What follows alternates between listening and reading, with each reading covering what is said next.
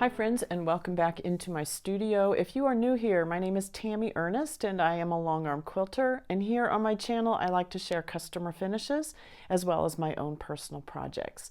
So if you saw my video last week, you know I was discussing my Longarm prep instructions and order form that you can download from my website.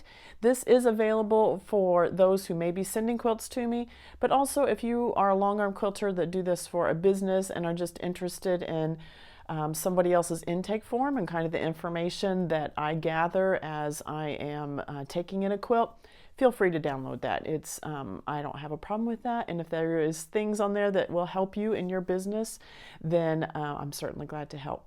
So I did have to cut the video section about density when I was talking about my density scale and what your preferences are in pantographs and kind of explaining where I see density. I did have to cut that part in half because it ended up being like an hour long, and then it was just too much with the other customer quilts that I was doing as well.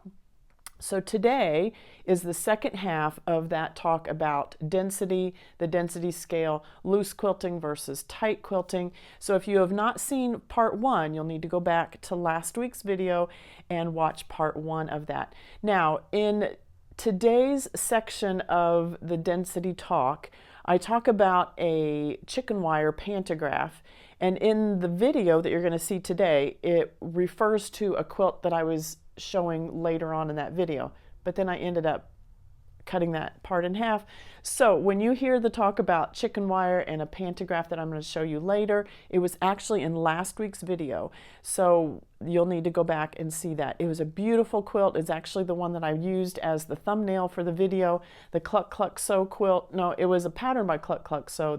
The pattern is called Chickens, and I did a chicken wire pantograph. So if you hear me talking about that today, that quilt with the new chicken wire pantograph that I use is actually on last week's video. So I wanted to make that clear and you to understand that. So here is part two of density.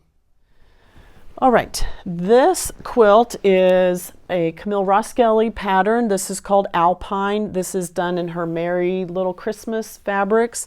The pantograph on this one is called Snow Winds. Again, I would say this is about a 2 or a 3 on my scale. A little larger than I would do it now. This Snow Winds, I have found this pantograph gets a little fussy the tighter in you get. And so if I go in smaller with this pantograph, I like to decrease my stitch size because I just don't feel like it has enough points in it to get a good sharp pantograph design if you go too small. So, but this size again would be probably about a 2 or a 3. Again, this one has been laundered and dried many times. So there's a swirl, there's a snowflake here, and the snowflake is larger than my fist. So good coverage, but I've done this pantograph times when I've done it much smaller than this. So I would say this is about a medium. Not small, but not a lot of huge open spaces either. You know, there's some here, some in the swirl that makes it a little more open, but the snowflake design itself is kind of dense.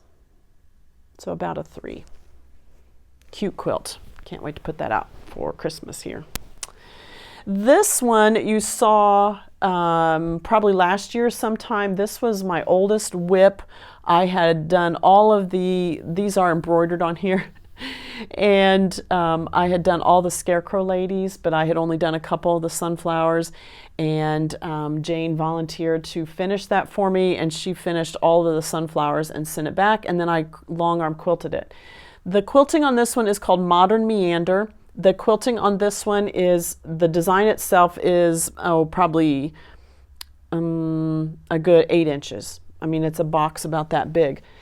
But this one, I still would say, even with the design that big, notice how tight the lines are inside of it. Again, this would be beautiful smaller. I really would like it smaller.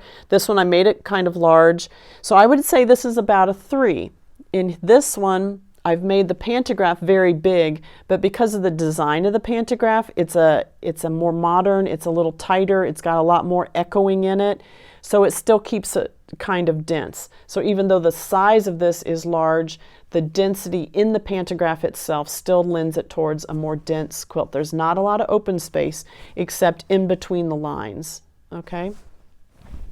So I would say this would be about a 3 for this pantograph. So there's two things playing, like I mentioned earlier. It's the size of the motif, the size of the pantograph, but it's also that pantograph itself. How intricate is the pantograph itself? The more intricate it is, the more dense your quilting is going to be.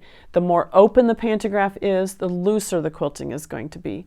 The larger the pantograph, the larger you make the size of the pantograph, the looser the quilting is going to be. The smaller you make the size of the pantograph, the denser it's going to be. So you've got both things playing there. So this one I like. It gives lots of good coverage. I like this even as a large size. I think this is a good alternative to getting a lot of good texture, but not being so small that you feel like it's a super thin quilt. This one still has some fluffiness to it. This one has not been laundered and dried, so it doesn't have that crinkly, and it doesn't have the binding on it either.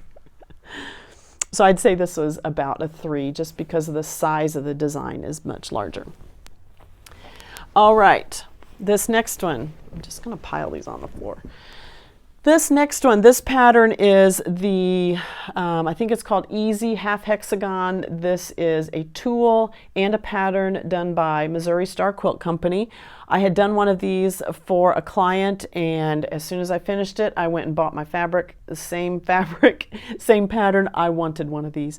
I love the red and the black. I love all of the farm prints. The borders are the farm, it's yardage, but it's got all the farms on there, and I did it on every side. I just love it. Now it's hexagons, but you're making just half of this. So this is done in rows like this. So it's really in the layout. You have a seam right here and a seam right here. There's no Y seams or anything in here because you're doing this as a row, and it's just laying it out so the bottom of this hexagon matches up with the top of this one. And so the row is right here. Half hexagon, easy half hexagon, I think is what it's called. What I want to show you this is a chicken wire, and later on in this video I'm going to show you a client quilt that I did chicken wire, and I love, love, love that chicken wire pantograph. I did not like this one.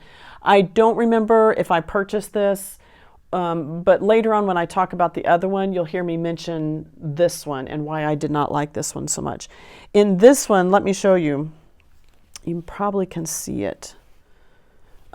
This one was a hands-on. I had to stand at the long arm and press my fabric this way or this way to try to get the points to match up, because it did not create the chicken wire design if the points did not match up. And I'm going to show you where two come together. Okay. Can you see right here where this is off? Well, that one's not a good one. I'm trying to show you. I mean, there are so many bad spots on this one, but trying to find it in a spot where you can see this one was just so fussy that you had to get those two circles to match up. Now, wouldn't you know it? Okay, here's some. All right, now notice this. So this is one row and this is the next row. So to get this pantograph to look like chicken wire, you had to, as it's stitching the second row, you had to be able to make sure that that next row was coming up and touching the circle of the row above it. It was horrible. So here I have one that overlaps, and the one right next to it, this one overlaps, and this one is too far apart.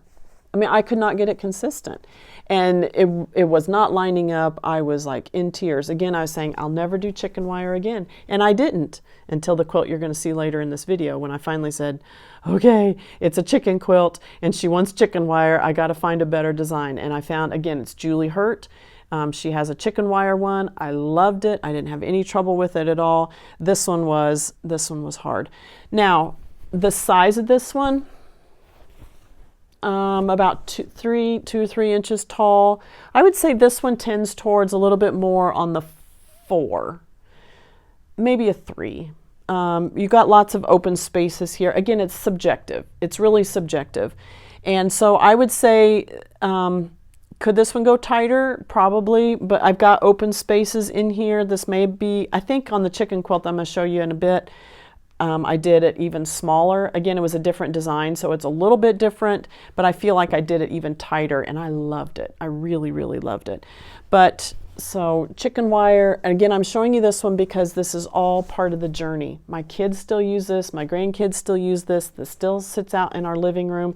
I didn't throw it away or tuck it away saying it's not perfect, I'm never going to use it.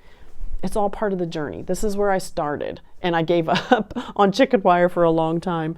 And then over time, you get more comfortable with your machine. You understand how to line things up. And again, sometimes it's the pantograph. Switch to a different pantograph and see if you can get a better design. So that is chicken wire and the Missouri Star pattern. This pattern, now we're drifting towards the tighter quilting. This pattern is tail feathers. This is a pattern available from the Fat Quarter Shop. This is the cover photo on the pattern when you get it. I did this one as I created the sample and sent it to them, and they did all the photography, and then they sent it back to me. So I made the quilt and I did the quilting on this one. And so that's an honor to tell you. And so this pantograph is called Cottonwood. This again is a Julie Hurt design. Now I want you to see the density on this one. This one is about 2.5 inches tall. Notice the density on this one. I would say this one is 3 to 4 on there. The size of this one is still, you know, this one's dense. And I would say most people, this is about the density that they would like. If they like dense quilting, then this is probably what they're talking about. Something about this size. It's pretty tight. There's not a lot of space in between the rows. Everything is pretty tight together. You don't see a lot of spacing. The only spacing you have is really in the design itself. And this one, pretty dense. So I would say this is about a 4 on the scale. And this is Julie Hurt's Cottonwood. This one, again, Julie's designs, this stitches out 2 at a time. And if I get in here real close, you can see I leave a gap right here.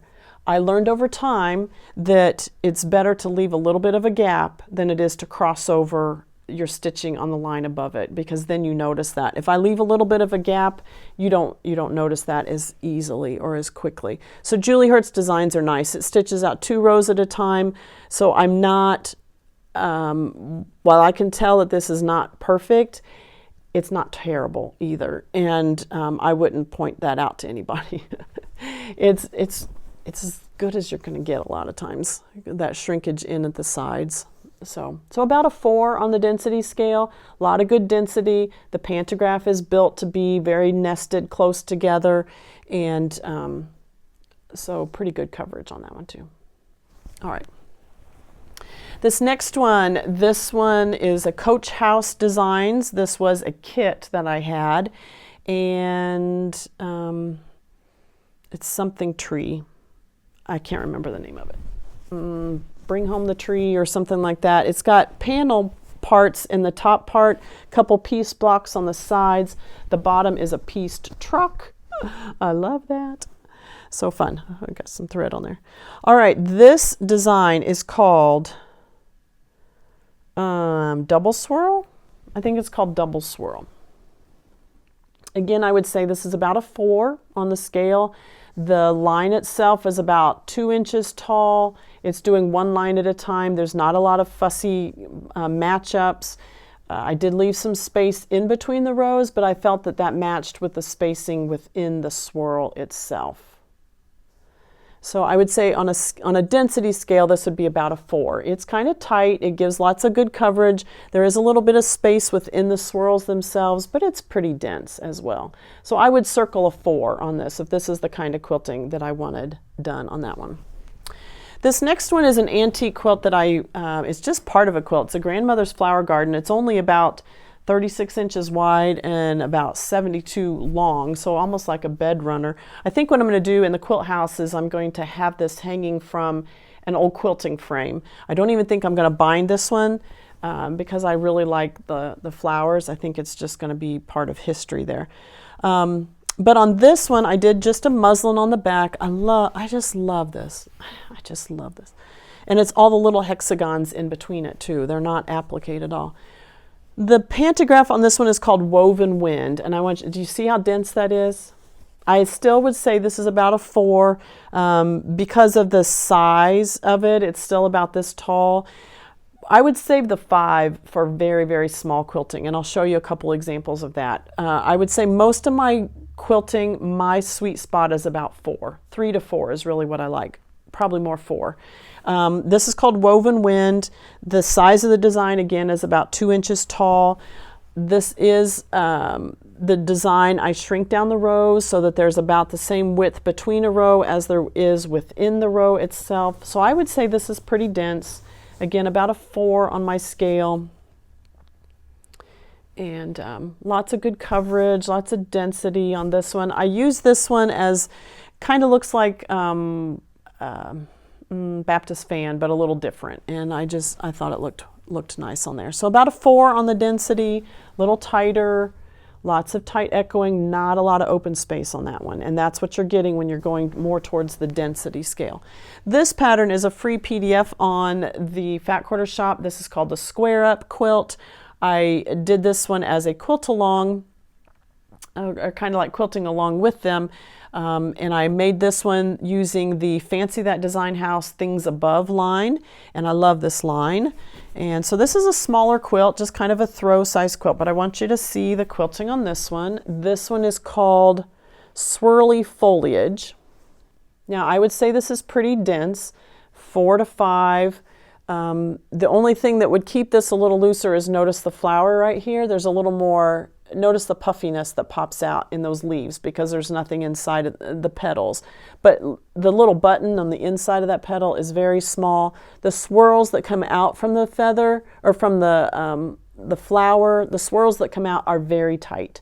So this would be tending towards the 4 to 5 end of the quilting. Notice how tight those swirls are. Really the only open part you have is the petals in that flower. So this would be tending towards your 4 and your 5 on the scale. Fun quilt. All right, here is another antique quilt. This one is all done in leaf patterns. I did this many years ago as well. This pantograph is called Merge, and it has a lot of straight lines, but what I like about this one, it's a good alternative to just doing straight line quilting because it has these little diagonal pieces in there as well, and then it fits like a pattern piece together. This quilting I'd say was on, closer to your 4, a little bit more than that. Not a lot of open space again, very tight lined quilting. And again, my binding is not done. Oh wow, you can really see it on the back there. So I don't know that I would do this any tighter. This is one of the pantographs that it's pretty tight, echoed back and forth. So about a 4 on my scale is what I would say this is. You could go smaller, I guess, if you wanted, but I really don't feel that this needs it. But look at all that. Look at all that density, all that coverage there. Like that. All right, a couple more. Recently, one of my machines went down. I've been without one of my machines for about 2 weeks. It just got fixed right before Thanksgiving, so I'm grateful to have it back up and running. That was not fun. But when it first got fixed, I thought, I don't want to put a customer quilt on there right away. I want to make sure everything's working right. So this is actually one of mine that I just did earlier this week, just testing out my machine. This is just a wall hanging. I don't have pattern information. I don't remember. This has been put together for a while, and it's just been sitting in my my stack of needs to be quilted ones. And I picked this one up because it was small enough I could test my machine without spending a lot of time on a bigger quilt. So these are all appliqué. These are pretty dense in here. The appliqué again is all done with the monopoly, the monofilament thread on my domestic machine. I do just the white. It comes in white or clear and smoke. I did this in the white, and then I use white in the bobbin. I don't change that. Now I do notice across here, the branch here, I did use a brown thread for that. but it looks like the rest of it is all done in monofilament. Even the bird and the leaves and the pumpkins. Because when you do the monofilament, it kind of takes on the color that the fabric is behind it. Anyway, pantograph on this one. This is called Calder, C-A-L-D-E-R. I like this design, especially for autumn quilts. I'm not sure why. I think because it kind of gives the look of leaves and some blowing type of stuff, but it's not leaves. It's kind of like, kind of reminds me of like frosted mini wheats or something, like that kind of square, I don't know. Kind of pointed each one, but I would say this tends towards the 4, getting closer to the 5. This is very dense, not a lot of open spaces. So even though it's a box right here, there is a line as it's moving to the next one, it kind of cuts across that box. So not a lot of open spacing, pretty dense. So on my scale, on my density scale, this one, if you wanted more towards the looser end, you make the design bigger. So if I made these boxes so that they're this big, this would give a lot more looser, open spacing, and you can use the same design, just make the pantograph itself larger so that the design larger, and that gives you more looser quilting. And this is one that would work well for that because there would be lots of open spaces in here if you made this larger. I wanted it smaller. This is a wall hanging. I feel like if you're doing a wall hanging, you can go denser in your quilting because you want it to lay more flat against the wall. It's not going to be something that you're going to be handling and using a lot, so it's not always going to be washed and dried a lot. It's going to stay very crisp and straight looking, and so I like a denser quilting pattern if I'm doing a wall hanging. All right. Couple more, and I'd say these are getting towards, these are a lot smaller. This one is a baby quilt. I'm thinking when I first got, I was testing one of the long arms again for some reason. Either it had just been worked on, or maybe it was when I first got this one, and I just wanted to test again, just make sure before I put a client quilt on there, I wanted to make sure everything's running fine. So this is just 2 pieces of flannel. They're coordinating. 2 pieces of flannel. This is what I would consider a baby quilt, probably measures 45 by 45. The pantograph on this one is called Wishbone. This is dense. This is tight. You got some open spaces right here, but though it may be 1 inch is all that little loop is. And I've done this one much, much tighter, or much, much looser. I mean, you can make that wishbone about this tall and have a lot of open spaces. If you said, oh, I want wishbone, but I want it about a 3, I would make your wishbone, about this tall and have a little bit more space in there. If you said, I want a wishbone, but I want it at 1, very loose quilting, I'd be making your wishbone very big like this. If you say, I want wishbone, but I want it at a 5, this is about what I would be doing. Very, very tight. All right. Now, what I want you to know is also, I'm sure I have batting in here, because I don't do anything without batting. A lot of people are afraid to do dense quilting because they think it makes their quilts too stiff. This one's been washed, it's been dried, and notice how soft it's. Is it stiffer? A little bit maybe, but once it's washed and dried, it's not so bad. When you're seeing dense quilting at a quilt store hanging on a wall, that's a quilt that has never been laundered, never been dried, and so it still has that crisp, very straight look like this. Once you use that quilt over and over again, and it's washed and it's dried, it does become soft. This would be a great one for tummy time, for playtime on the floor. It may not be the best for curling up in bed because it is a little stiffer. So if you lay this on you, it's not going to form fit to your body. It's going to be a little more, open underneath. So it may not be the best for that, but it's great for tummy time or something like that. But notice it's still soft, it's still pliable. So don't be afraid of dense quilting. I love it, I love it, I love it. So pretty tight. I would say this is a 5 on my scale. Pretty tight. But look at all that density. I just love it. All right, the last one I wanted to share with you. This one is called Pop Blossom. I did a pattern test for Pot Cake and Company. I'll link it down below. I do think it's Pot Cake and Company. This is her Pop Blossom quilt. I love this. The fabric line is Yoder's line. I typed it up. Oh, let me look real quick. This is Corey Yoder's line, Beautiful Day. And I love this. This quilt actually is on our guest bed. So when Maggie and Spencer stayed, this is what they slept under. I love this quilt. It's very fun. Modern in that it's big blocks. Everything's blown up very big. But when I did the quilting on this one, I did it tight. Let me pull it in so you can see it. All right, you have seen knit 1, purl 2 before, much more open. But look at this one, how tight I made this knit 1, purl 2. Again, this has the crinkly look. It's been washed, it's been dried, it's used on a bed over and over. This knit 1, purl 2 is only about 2 inches tall, very tight. And knit 1, purl 2, it comes in and it does 3 loops, but inside of those loops are other loops. And see if I can get in close enough so you can see that. So do you see how the loops are echoed and then even a third time around there as it's moving on to the next one? And I made this super, super dense. I would say this is 5 on your scale.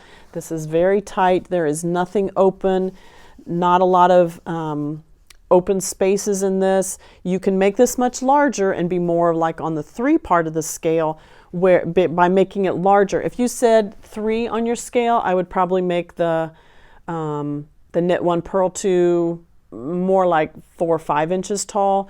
If you were on the 1 on my scale saying I wanted a knit 1, purl 2, I would make it very large, like that, large, okay?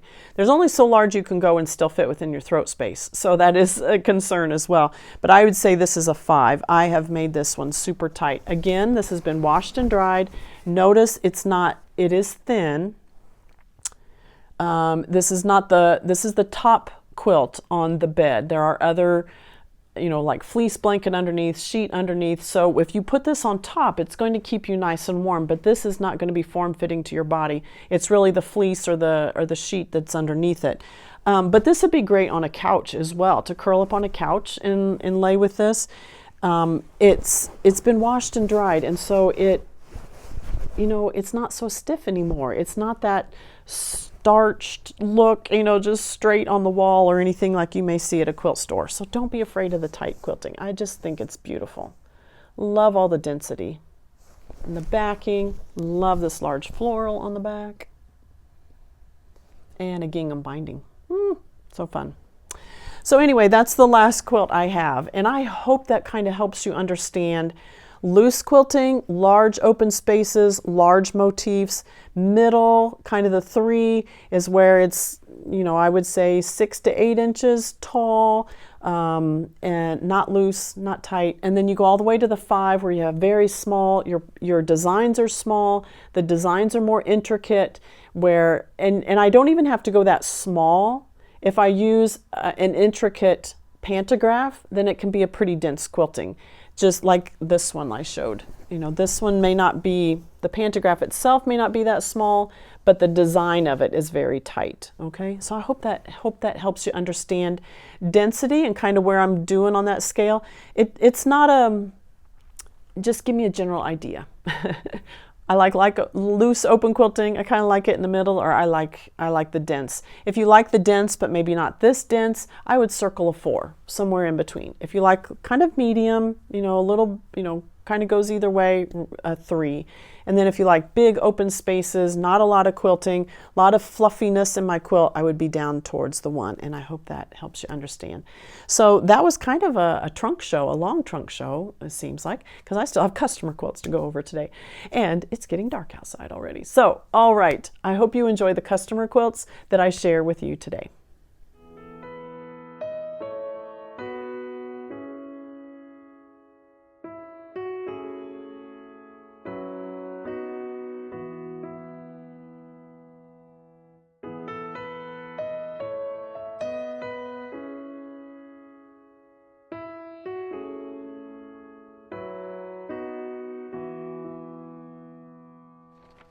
This is Linda's quilt. It measures 74 by 79, and this is a classic block called Roman Stripe.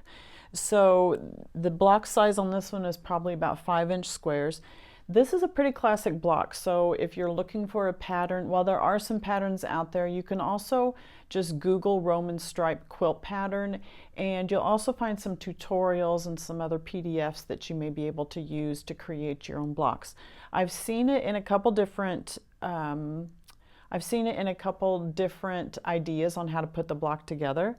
One pattern that I saw, it was using muslin as your half of your triangle, half of your square, and they suggested cutting the 5-inch or 6-inch square, whatever size your finished block is, cutting your muslin that size, and then on the other half, you would be leaving this as your muslin on the other half.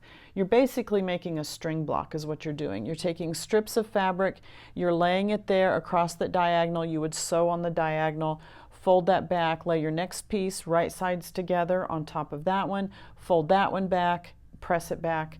Your last piece, lay it right sides together, stitch your 1/4 inch seam, cut it back, and then you would trim up to the muslin on the backhand side. I've also seen tutorials that showed you're cutting your square, you're cutting that square. Actually, you were cutting, I may not get this right. I don't remember. You've got to be able to leave that seam allowance. So I don't think you could cut a square and then cut it in half unless you're just cutting it down. But cutting your triangles and then adding your strip pieces along the other edge and not leaving any sort of foundation behind there. So whatever your preferred method is, I'm sure you could figure that out. Now, Linda says that these are vintage Japanese fabric cottons, and so they have a texture to them. The brown that you are seeing has some woven dimensions in it or some features in it, and so it's got a little bit of a texture, a dimension there. Then the fabrics on these side a little silkier, where this one feels a little more like linen, a little bit more homespun type of a feel, and then these a little more of a shinier piece. So I'm assuming this is a Japanese print too, and not just these, but I know these are. Now notice her stripes on all of the blocks are a little different. It's not that she's kept the same fabric. I like that. It's a very pretty design. But this piece, this half of the triangle, or the triangle of this half of the square, it all is the same fabric, that chocolatey dark color. Then around the outside, she has done a skinny, not a skinny, it probably finishes at 1.5 inches, so probably cut at 2, and it's more of a rusty color of fabric there that then is created as a border. Then she has used this stripe piece around the outside edge, and to get the stripes all going in towards the quilt in all directions, she has done a mitered corners on those, and that way your stripes are coming out in all directions instead of having your stripes come out on this way and then across the bottom. She's done the mitered corners. Well, I mean, you could get the borders that way anyway, but so that she had the stripes match up. I mean, look at her points. She's done an incredible job of getting those all to match up. So that is the entire center of it.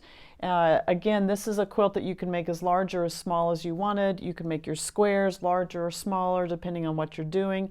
I could see this as a very nice scrappy quilt as well, that you could choose one fabric as your focal piece. I wouldn't say a focal piece. I wouldn't do it as a novelty, I don't think, unless you wanted this as a novelty, and then I would keep your stripes maybe more solids. But using this as a muslin or a blue or a brown like she has, and then creating your other stripes in more of a scrappy tone, where you could get a very scrappy quilt, but a controlled scrappy, because half of your square is one solid piece.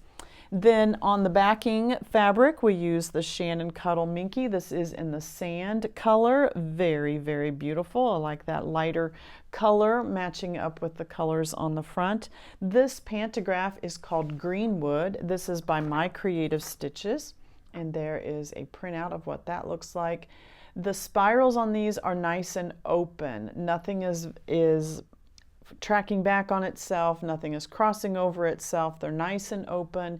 You do have little circles in there, little bubbles in there off of the spirals, but a nicer chunky. I think this lends itself to a little more traditional and not so tight. Why it swirls, it's not dainty feeling, and I don't think this quilt has that dainty feel. But adding the swirls in here where we have lots of stripes and sharp points on the front, adding some swirls without adding circles or roundness in the whole pantograph, and without it making it feel like a very feminine quilt. It doesn't have to be that way. So very, very cute. This is called Greenwood. I did use on the front of this quilt, I did use a brown color thread that blended very nicely with this. That is called the Omni Oregon Trail is the color of that. Now when I put that same color in the bobbin, I don't know if you can see this because you can see my basting line, and I don't know that you'll be able to see this. When I did the Oregon Trail in the back, in the bobbin as well, I had wound my bobbins and was using that in the back. When I did my basting lines, I felt like the brown, this is one of those instances where the brown was much darker than the minky, and I was seeing the color, and I did not want to see that brown color all over the back. So while I used the Oregon Trail, the brown on the front, I did switch to cream color bobbins in the back, and then it just blends in. The tone of the cream and the sand is very similar, so you're not getting those big contrast where it was the dark brown thread on top of the tan, and then you're seeing those thread colors. So I like that. That kept it very pretty, and just seeing the texture on there and the design of it, and not adding a color into that minky at all. And even with minky, because of the thickness of it, it wouldn't have been that you saw brown over all the thing. It would have been in spots where the fibers were laid over a little bit, and you're seeing a little bit more of that. So it would have been very splotchy. You wouldn't have seen all of the brown to create all of that design. That might have been okay. But with minky, your fibers are standing up. Some are getting pressed down, some are standing up, and that's how you're seeing the texture. But then that also means that we're not seeing all of the threads, and it could create kind of a splotchy look. So keeping cream in the back, keep that the same tone as that. Putting brown on the front, that keeps with the tone of the quilt on the front, and I like that design. Very pretty. All right, Linda, there's your quilt. Very beautiful.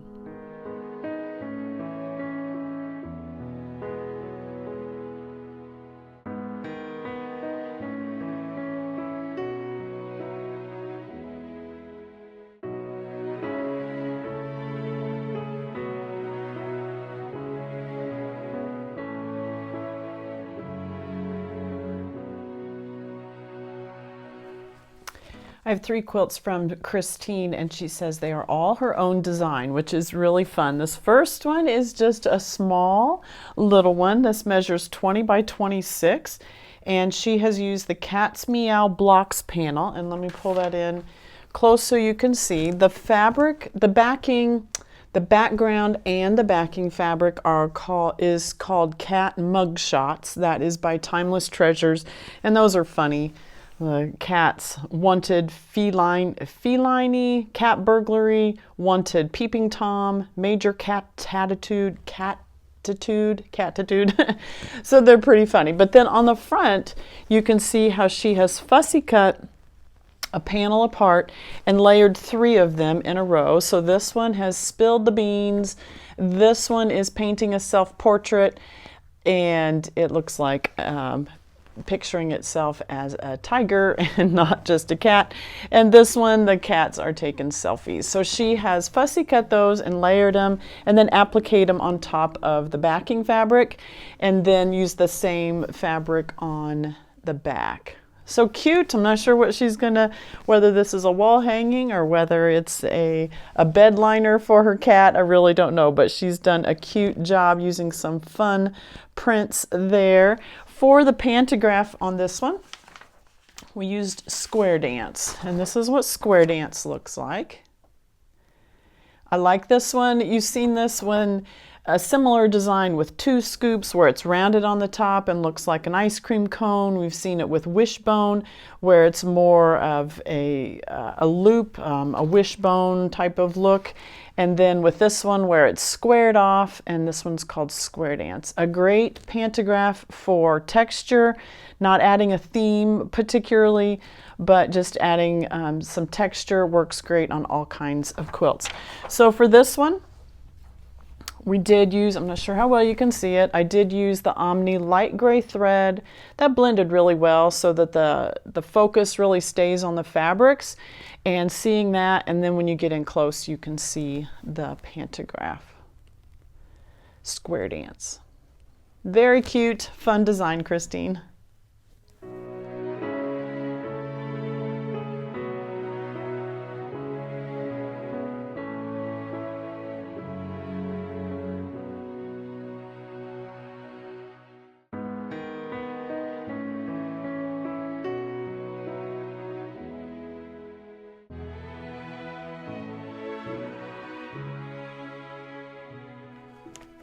Christine's second quilt measures 43 by 56, again her own design. She said this is using Tula Pink's fabric, Spirit Animal Otter and Chill Lunar Glow.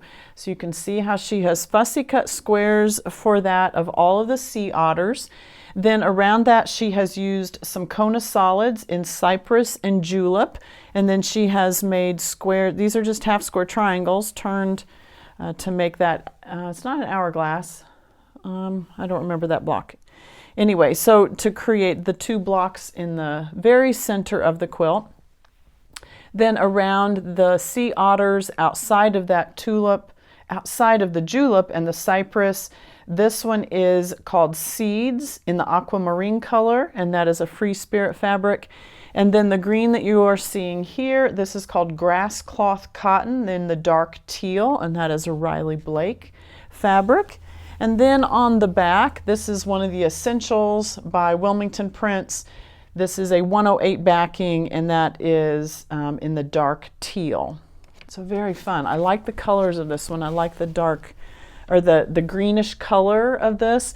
And just using your favorite fabric. This is a novelty fabric, very, a themed one.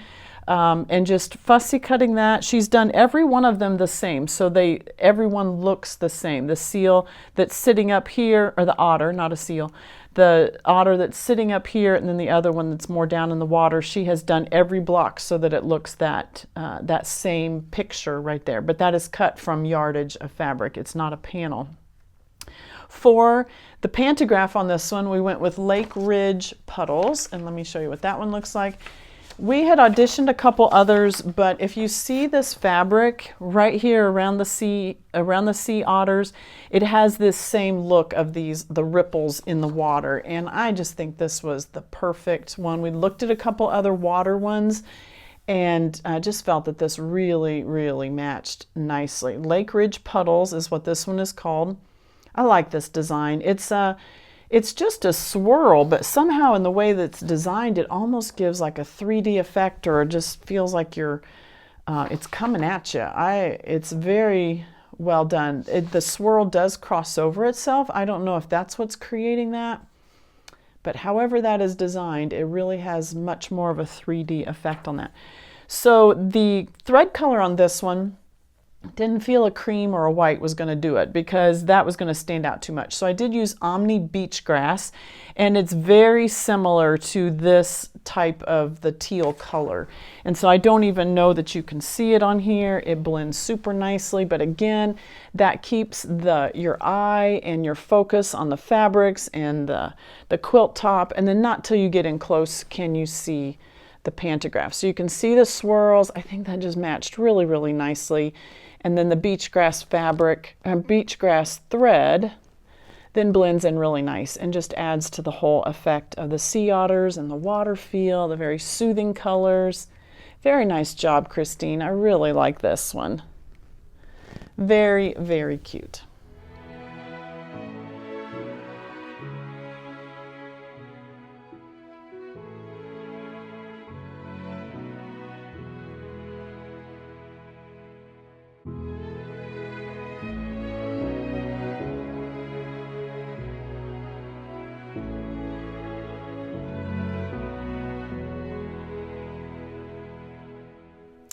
And then Christine's third one is a 76 by 92 quilt. The panel in the middle that you see right here, this is called Cabin Quotes. This is in Cottage Green by Riley Blake, and it says, "Think outside.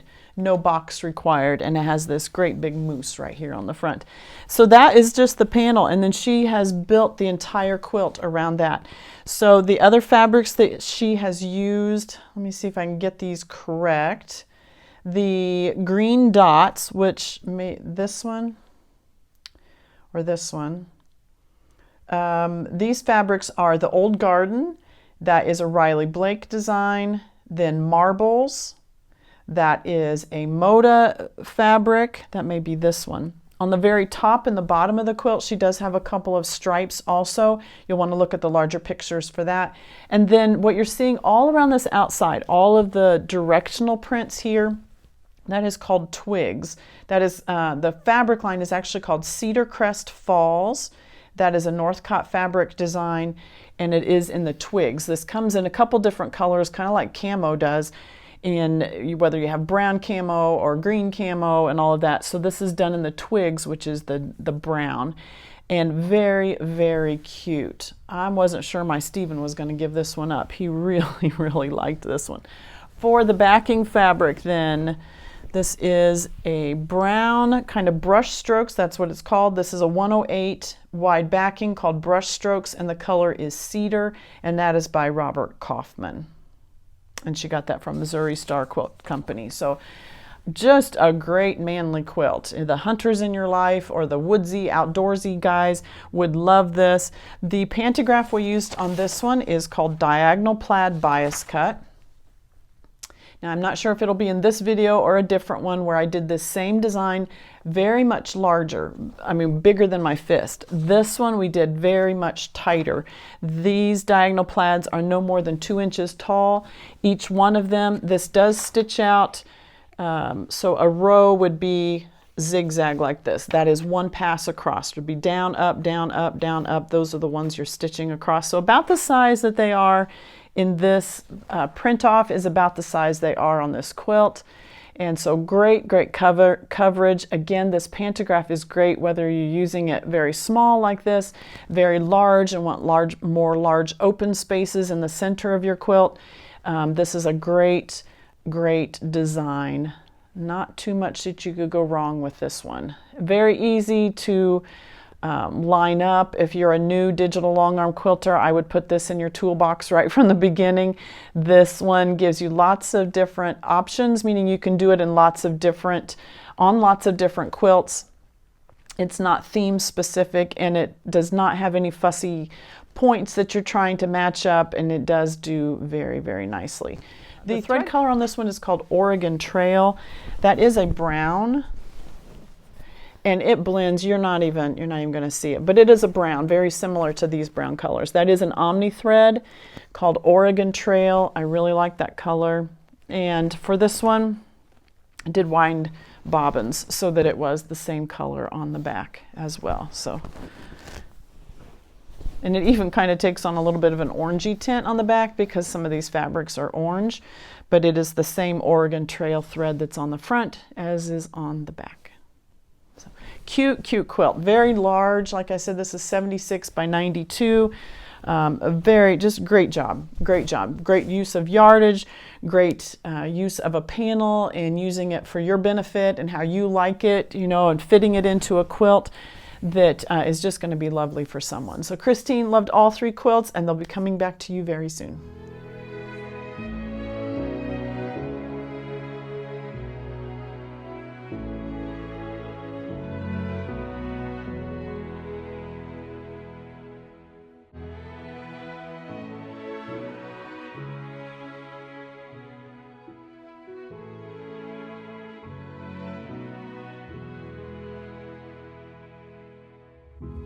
This is Debbie's Dragonfruit quilt, and I'm sure you've seen this many, many times. This was a block of the month that was run by the Fat Quarter Shop the end of 2024 into 2025.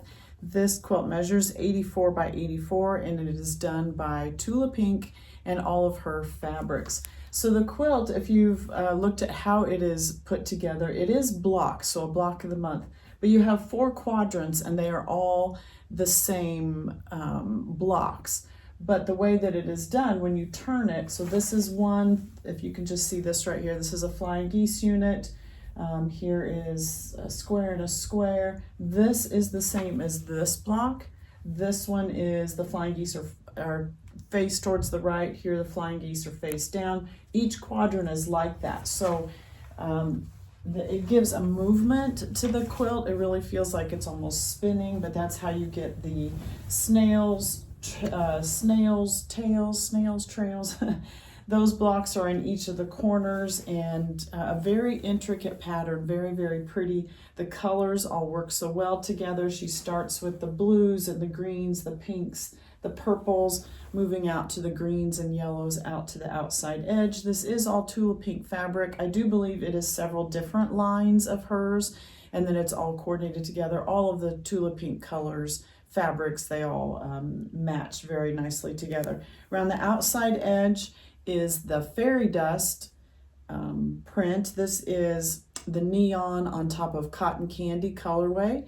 And then on the back, it is the fairy flakes, which is the same design, just in a much bigger print. And this is a 108 backing. So you can get this in the cotton candy is the background color of this one, which is a creamier color. This comes in a lot of different colorways, a lot of different background colors. You can get this same design on pinks and greens and blues and so many other ones, as well as the fairy flakes.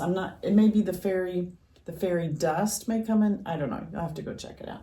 Fairy dust is the smaller one from what I can tell, what I'm understanding, and then fairy flakes is the larger one that very suitable for a backing. You've got, again, your same color gradation going down the quilt, and very similar to how she's done it in a radiating fashion on the front. So a block of the month, so you're creating all different kinds of blocks. Flying geese units I see a lot, square to square I see a lot, log cabin blocks I can see in this one.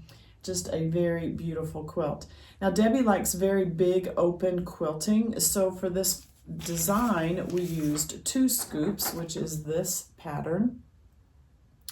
So kind of your rounded top, kind of like an ice cream cone, and so it does it in a zigzag fashion. It comes down, it does the scoop, diagonal up to the top, does the scoop, diagonal down, scoop, and then I nest the rows very tightly up together so that the negative space is filled in with the scoop from the row below it.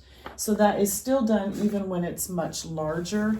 Maybe I'll turn this to the back so you can see it on the back. This fabric is the cotton candy, and the thread is the Omni Cream, so it blends very nicely together. But if I get in close, maybe you can see the size of this design. The scoop here is as big as my fist, so you can see how much smaller it is on the printout. But Debbie likes big open quilting to keep the quilt very soft and puffy. And so, but even with this, even with keeping the design very large, I still decrease the rows so that the scoop of the next row comes up very high into the negative space of the row above it. And you've got those nice long diagonal lines, the big scoop underneath, and like I said, this is the Omni Cream color, and that matches perfectly with the cotton candy background in the fairy flakes and in the fairy dust, and you can see that print on the front as well. Very beautiful quilt, very bright and fun. Debbie did a wonderful job on all of her piecing.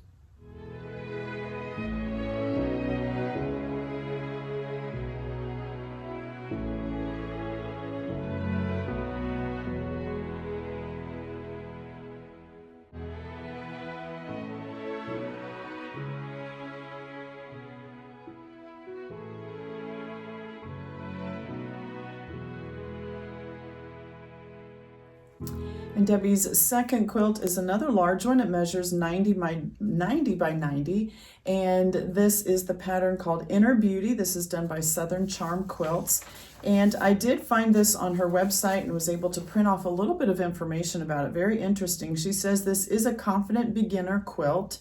This includes strip piecing, straight line sewing, and 4 at a time flying geese. The speed is not a fast make, but not a slow one either. 18 illustrated pages if you buy the pattern. Then it also includes video tutorials for strip piecing and flying geese methods.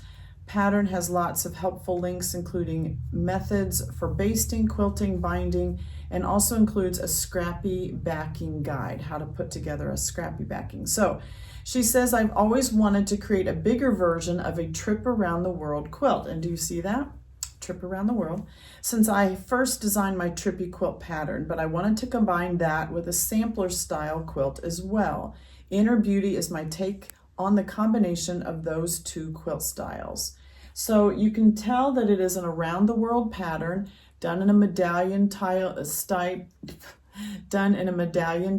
This is an around the world is a classic quilt pattern where you are building concentric circles, if you want to say, but in squares, round and around. I had one not too long ago that was Christmas fabrics that was much smaller and had lots of trip around the world put together instead of just one big, if that makes sense.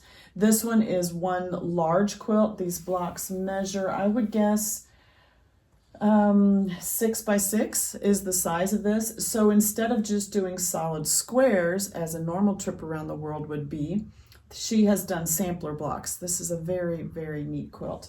So you're starting with the center here with very white and tone on tone colors. We then move into a yellow, then a lighter green, and then you're moving to the darker green. But again, these are pieced blocks as you're moving out. So the center is a 9 patch, and then so we have 9 patches here. This one is this block here, this very center one is a 9 patch.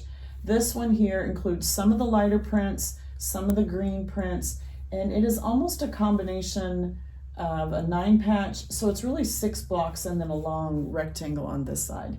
And then we have 9 patches in this green that you're seeing. We have star blocks around that. We have log cabin blocks. Then you do a couple of outside rows that are just solid blocks. And then again, moving into 9 patches.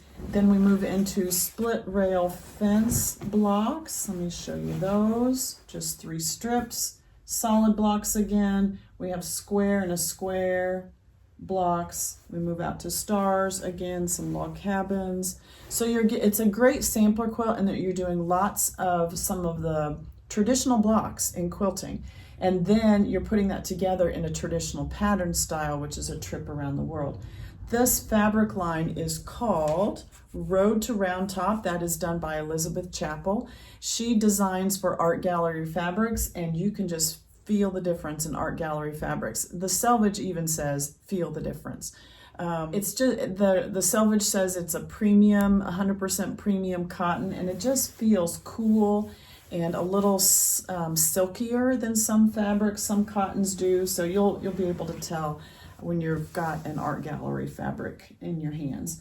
So very soft color palette. The greens, the oranges, the sages, I'd say, not really green.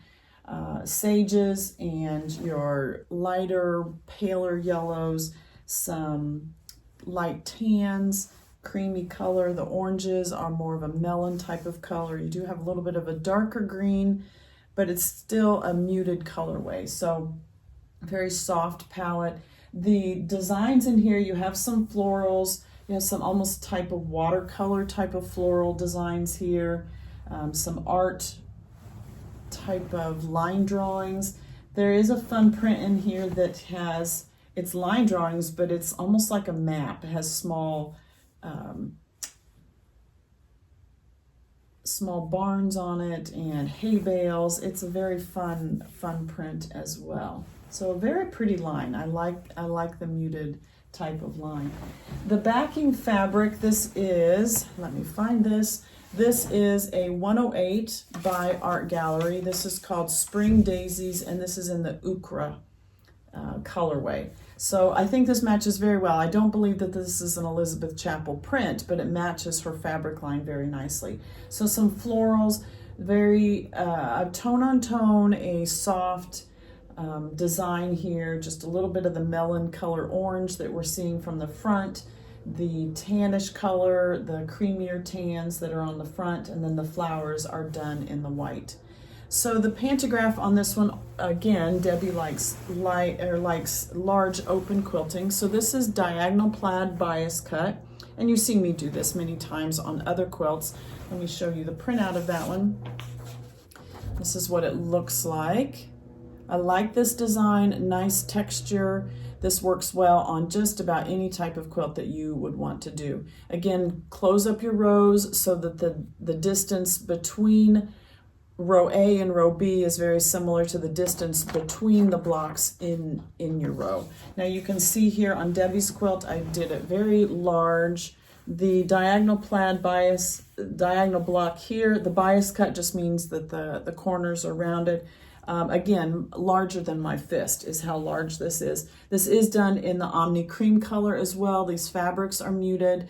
The tone of the quilt is a little muted, is muted. It's not a bright, summery, bold in your face. It's a very soft quilt. So the cream blended very nicely with the fabrics in this line. So that is Debbie's quilt. Very beautiful, and love the fabric line as well. Thank you so much for joining me today. I hope you are enjoying the Christmas season. And as a Christian, I just want to tell you that the real reason for Christmas is that Jesus came as a baby to grow up as a perfect man and then to be a sacrifice for our sins, because none of us are perfect. And when you accept his gift of salvation, then you too get to go to heaven and be with him in eternity. So I just hope you understand the real reason for Christmas and why we even celebrate. I love all of the other things that go around it, the tree, the stockings, the decorating, all of that. But never forget the real reason that we even are celebrating this season. So I hope you are enjoying the Christmas season, and I wish you all a very Merry Christmas. And I will be back next week because every quilt is worth finishing. We'll see you then.